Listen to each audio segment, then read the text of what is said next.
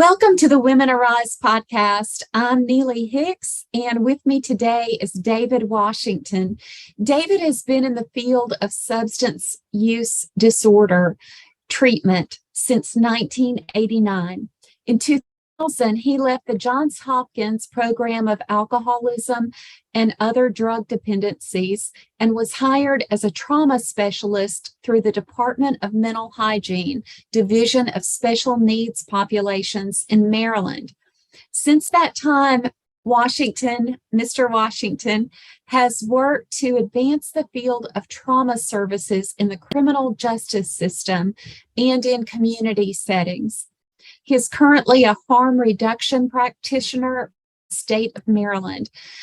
David has conducted groups for both men and women while specializing in working with male trauma survivors.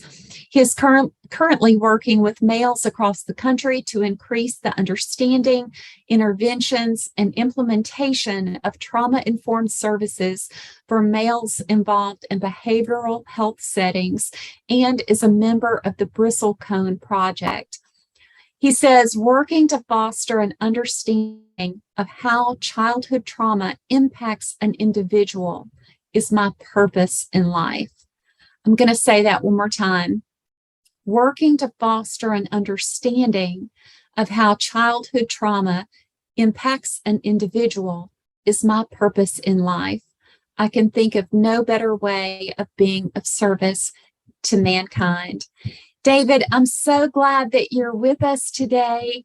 And first of all, how are you? I'm doing good. It's an honor to be here. I feel very blessed to be a part of this. Good. Well, it's an honor to have you, David. You are such a blessing to so many people in this work, and just untold numbers of people have been so positively impacted by your work. I want to start out by talking about your mission statement, your purpose in life, what I just shared. What is it that makes you feel so passionate about bringing the issue of childhood trauma to the forefront? Well, primarily due to the fact that I'm a survivor of early childhood sexual abuse and rape, and knowing that the road that I went on as a result of having that happen to me, my life could have gone in a different trajectory. As a result of the rape and sexual assault, I found myself caught up in sexual promiscuity and chaotic substance use, homeless on the streets of DC, and just going down the road that my family had never planned for me. So as soon as I started getting treatment for that and being able to step back and evaluate what had happened and understanding, like we've said many, many times, it's not what's wrong with you, it's what happened to you. Then I was able to turn my life around and realize that some of those things that happened to me, in fact, all those things that happened to me wasn't the result of God punishing me or God thinking less of me. It was the fact that there are two energies in this world, and that one of them had gotten a stronghold on me, and I was unable to break that bondage until I got trauma treatment. And then as I learned more and more about trauma recovery and trauma healing, then I became more aware of, like, the majority of people that I saw in substance use treatment had this history of trauma of some sort, or what I like to call spiritual wounding events, that we weren't able to talk about or weren't going to talk about until people had substantial time away from the substances. And then realizing that if we put that condition on someone, we are potentially helping them go back into a relapse. So again, once I started working around trauma-informed care, trauma-specific services, I realized that we can do so much more by giving men and women and children a space to talk about those spiritual wounds. David, I just want to say how thankful I am that you were able to get the help that you needed, and that you were with us today is such a blessing, because I think that getting caught up in any of those things that you got caught up in as a result of your childhood trauma, it could have very easily led you down another path of destruction, and I never would have known you. So I honor your life. I'm so grateful that you're okay. You said a lot, and I want to unpack some of that. One of the first things that you said was asking the question, not, you know, what's wrong with you, but what happened to you. Can you share more about the difference between those two questions and why one of them helped pull you out of those depths? Yeah, one of the things when we looked at what's wrong with you, which is pretty much what my parents were saying, as a result of some of the things that I was doing, like overeating or the extended sleeping. And they would just say, well, what is wrong with you? You know, I came from a middle class family. My dad worked 40, 50 hours a week. My mom had a job. They provided everything for us. So they couldn't understand what was happening. One, they didn't know because of the secrecy. And two, they were like, we're giving you everything that we didn't have. So by saying what's wrong with you, the guilt and the shame was layered on even more, to where as a kid, I thought, well, these people that are sexually assaulting me, it must be something wrong with me. And then when I got into treatment, they said, well, you're acting this way because you're doing fight, flight, freeze, or you're appeasing, or what they called back then, some of your codependent characteristics may be the result of the things that you went through. And I know we don't like to label things, but for me, labeling it gave me some way to understand what was going on for me. Yeah, I think that labeling can be helpful because it brings it out there in such a way that we realize, oh, this is actually something that people recognize rather than me being alone in this, right? Right, right. And I had no words to explain what was happening and what I was experiencing. And at least that gave me some power when we started saying it's fight. Then I could say, oh, that's what I'm doing. Do I want to do something different? But a absence of knowledge didn't give me the ability to do anything different. Yeah. Yeah. You also said something about spiritual woundedness. Yeah, Can you say more about that? right. It's a word that I became acquainted with when we were doing some work with the Arapaho Native American, and they said that they didn't have a word for trauma, and they called it spiritual wounding, and it just resonated for me. And when I look back at my life and uh, trying to explain what had happened or trying to get some concept of it, it was like, yeah, that little boy, that spiritual part of me had been wounded, and I was searching for an answer. And for me, I found it in the spirituality and the spiritual practices of becoming whole or moving to become whole. I love Henry Nouwen's the wounded, the wounded warrior, I think is the word. Wounded healer. Yes, yes.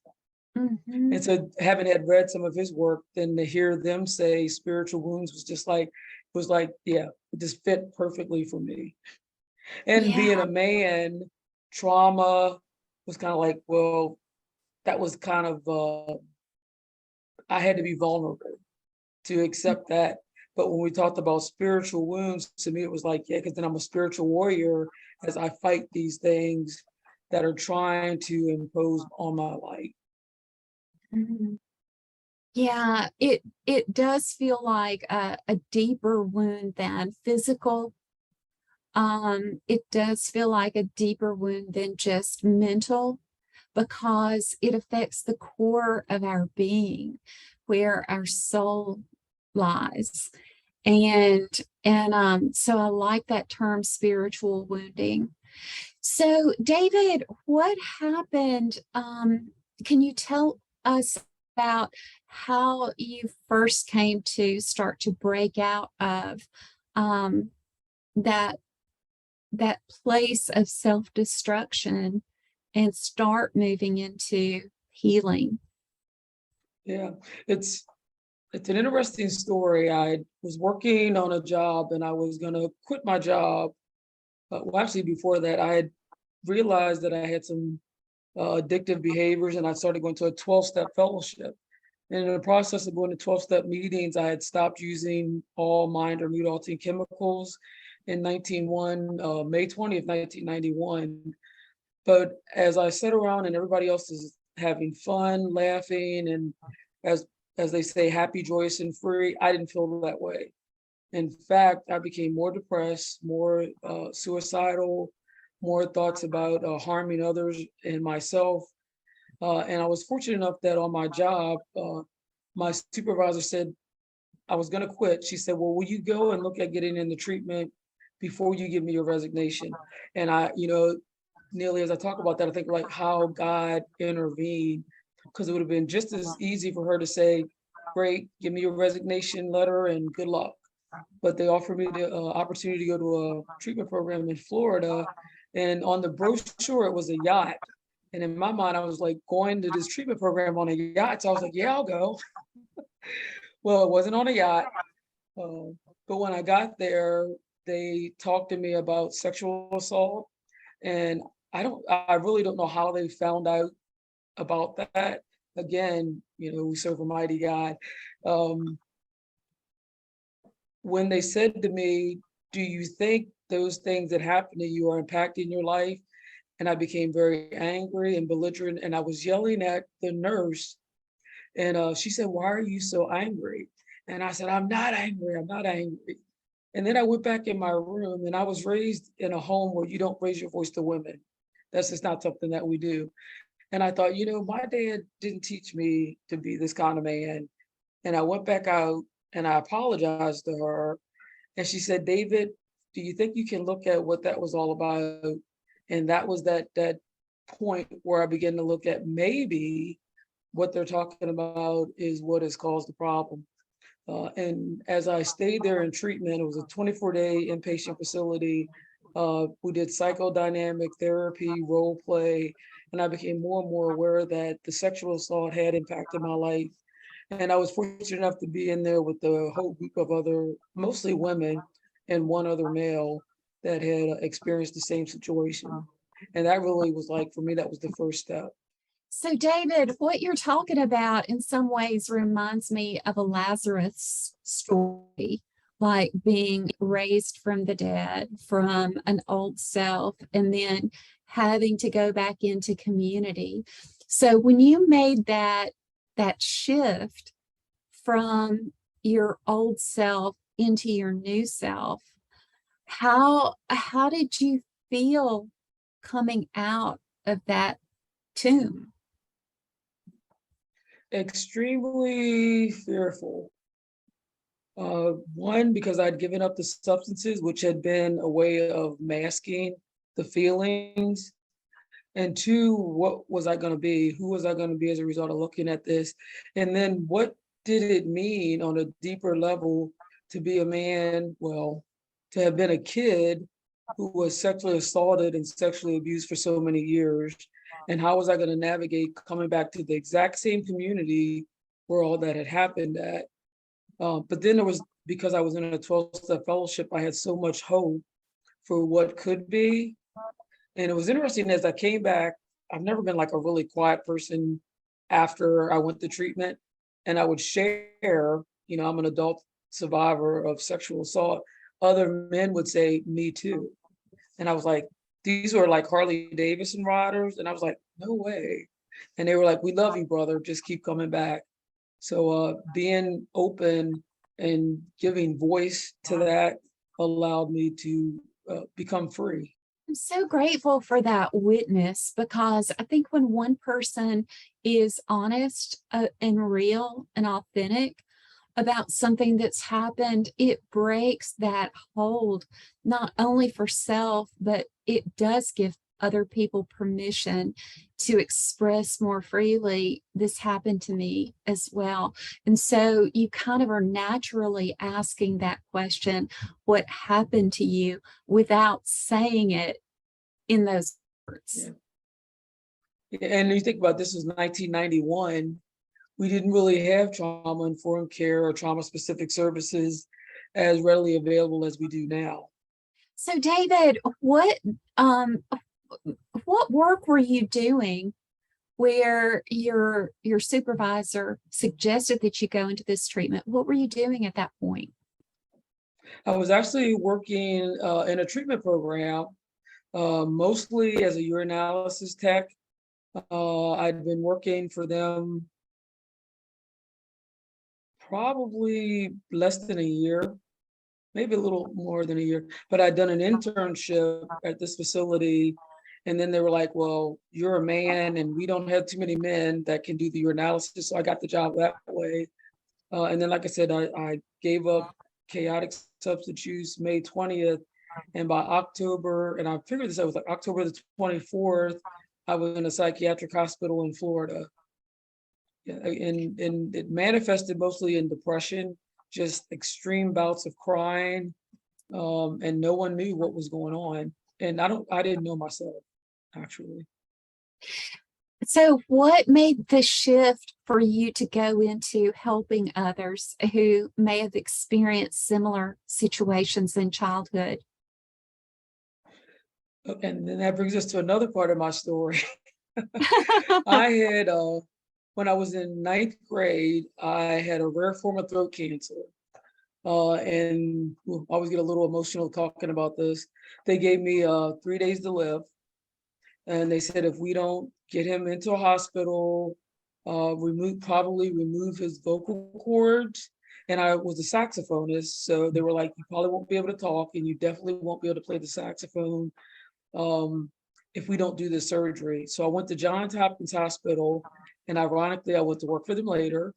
But I'm at Johns Hopkins Hospital, and these two ladies come in.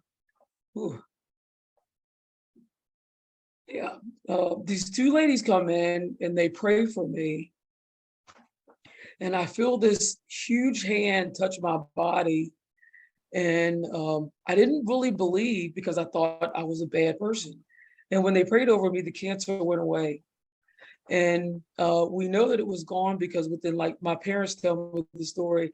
2 hours later, I went down for surgery for them, not surgery, but I went down for radiation for them to put the marks on my throat so they would know where to do the radiation. And the tech called upstairs and said, well, isn't there supposed to be a growth in his throat? We can't find anything. And they were like, well, it's the size of a grapefruit, so what's going on? And the cancer was gone and they've never been able to explain it. We know. We Yes. know. But John Hopkins Oh, was that like, gives me chills. That just gives me yeah, chills, David. yeah. And I stopped taking treatment. And it was interesting, like they were going to take my father to court because they said that it was some type of abuse. But we had accepted the healing that Jesus had given us. And it was like, if I take your medicine, then I'm kind of saying that I don't believe that I was healed. Now that's just for me. Right? That's just for me. And when that happened, I said, I'm going to be of service to mankind because he saved me to have a life to work with other people. So I actually went into music therapy at Howard University, but part of what happened was I hadn't been able to accept the full healing. There was still a part of me that was like, you're no good. Well, he saved you, but it wasn't for you. It was for those other women. It was for those two women that prayed for you. The devil's something, ain't he? And Uh-huh. yeah, so that's when I started using. I became very angry at God, feeling that he could have saved me from the abuse. He could have saved me from all the other stuff, but you took the cancer away. And in my head, wasn't ready. And Mhm. I knew I wanted to be of service on the one hand, and on the other hand, I felt like you're not worthy to have or be anything other than a worthless person. Mhm. So once I got into recovery, that's when I was like, you know what? That was a lie. What it wasn't who you are, it's what happened to you. And since then, I set out to be of service to mankind to the best of my ability. David, you have worked in so many different ways to be of service to humankind. I want to go into your involvement with TAMR, with the TAMR program in correctional facilities. Can you give us a little bit more of your background doing that? Okay. Well, I worked for Johns Hopkins Hospital, and I was in grad school. And in grad school, I'd come back home to visit some of my friends and coworkers at the local health department. And a lady there named Rebecca Hogermeyer said, "We would like to hire you to come back and do some work." And I was like, okay, well, I am done with college and living in the city. My car was getting broken into at least once a month. So I was kind of like over that. And she said, well, come back and work for us. We want to do this trauma work. And I was like, that is perfect.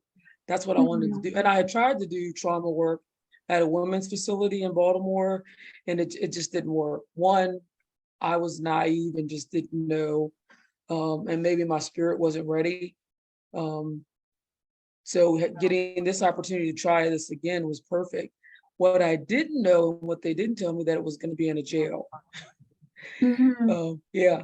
And as an African American male, I've done everything to stay away from the police as possible. And here I am coming up to work in a pretty conservative town, going to be working at a criminal justice system. Once again, I always go into prayer and say, God, what is your purpose for me in this space? There's no way Jesus is going to be in there, right? At least that's the things that I'm saying to myself. And it changed my life doing that work in that facility. I had no idea that I would experience the love of God in that space with the people that I was actually blessed to work with. And some of those individuals had done to others the exact same thing that I did to me, but I knew by God's grace how he had touched me that he could do the same thing with them. And the TAMAR program was one way of having people or assisting people in identifying what they've been through and how it may be impacting their behaviors and getting them caught up and getting back into the criminal justice system. So life changing, life changing. So TAMAR is it's a program that the acronym TAMAR, first of all, the name TAMAR comes from the Old Testament. It also stands for Trauma, Addiction, Mental Health, and Recovery. And this is a program that's been used for about 2 decades in various facilities. And it is a longer program for correctional facilities and all than what we've got as a download on the triumphovertrauma.info website. We've pared it down so that small groups could begin to form over a 7-week period and then move out from that place into other sessions as time goes on. David, what are some of the most powerful pieces of TAMAR? You involved in the editing and the focus groups and all of the work in getting us to this point of having a package that we could actually share with those who want to help others. What is it about TAMAR that you feel is so special? There are so many parts to it, from the self-soothing techniques to the check-in, the check-out, all of which that I could talk about. But the one thing about TAMAR that I've experienced, both as a clinician and as someone facilitating it, is that space where we can come together and share our woundedness. I don't know any other place where I can't think of no other place where I was allowed to come and sit with all of that. Because even when I go to 12-step fellowships, it's pretty specific what I'm there to work on. And when I come to TAMAR, it's all of it. It's my mind, body, and my spirit. And I don't personally know of any other place that allows me to bring the traumas of my past and to sit with it comfortably and to let other people nourish me and me nourish other people. And I think that that's one thing for me that makes TAMAR so special in its creation. Yeah, it really is. It is like getting back to the soil in which we live, the roots of the issues that we have. What can you say about that, about the self-soothing exercises that we do through TAMAR and how that compares to like grasping for something else, which is the typical mentality for those who don't have those life skills. Yeah. A friend of mine once said that addiction was about acting out and that healing was about acting in. And when I think about my recovery from chaotic substance use, there was a disconnect from being able to sit still and process the thoughts and the feelings. And as I learned how to do the self-soothing techniques, some of them I learned while actually facilitating TMR. When I got anxious on a Friday night, I could sit down and breathe in 6, breathe out. I could do the drawing, the poetry. And even today, I struggle in the wintertime because for me, wintertime was that time when they would close schools down and I would be home and the perpetrator would have access to me. So when they say schools closed or bad weather's coming, I get triggered. But now I can sit in there and find my oasis spot for those who are going to actually take the training. Like I can be still, find that space that allows me to feel at peace or serenity. And prior to doing TMR, I didn't have those techniques. So for the listeners who don't know what an oasis spot is, can you share more about that exercise? Right. So the oasis spot is an activity where you first bring down your level of anxiety, whatever that may be, and you focus on an image that is self-soothing, that is soothing. And then as you focus on that image, you're also focusing on your breathing and what's going on sensation-wise in your body, which is one thing that as a trauma survivor, I didn't want to do. I always wanted to be outside of myself. So an oasis is just that it's a spot that allows me to be centered and one with myself and my creator. Mhm. Yeah, I think each of us has a probably different perceptions of what an oasis would look like. For myself, it's being able to look at a tree and seeing the wind blow the leaves and feel that, at times I've looked at leaves blowing and I felt like, oh, God's inviting me to dance, because this tree is moving in front of me and I'm being invited to the dance. But you can get those mental images wherever you are. It doesn't cost anything.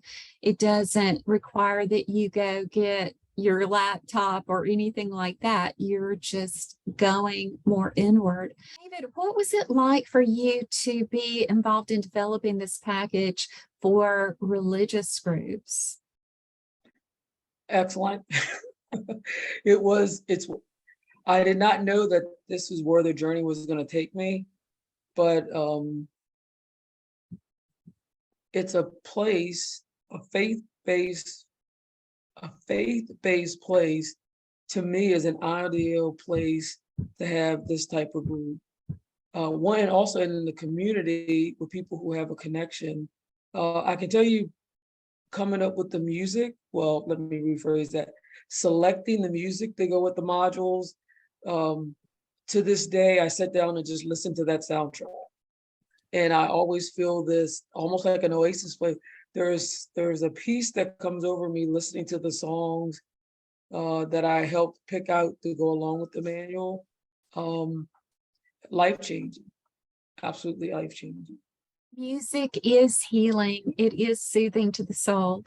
And we actually have 2 songs that are going to be coming out soon that are specific to this program. And so we'll be releasing those before the end of this year. And I'm really looking forward to that. And so what would you like to say that has not already been said? We do recover and have wonderfully joyous lives when we're given the space to do the work. Amen. I don't think there's a better way of concluding this. I do want to invite each of you on this episode to text the word hope to 615-933-5387. That is a way for you to start receiving daily messages that affirm, encourage, engage you, and remind you that you are not alone. also invite you to go to triumphovertrauma.info and you can download the resource bundle. You can sign up for facilitator training, and you'll also be able to sign up for an online group before long. So for those of you who might not have a physical group located near you just yet. So on that note, we will go ahead and close out. And David, I just want to thank you so much.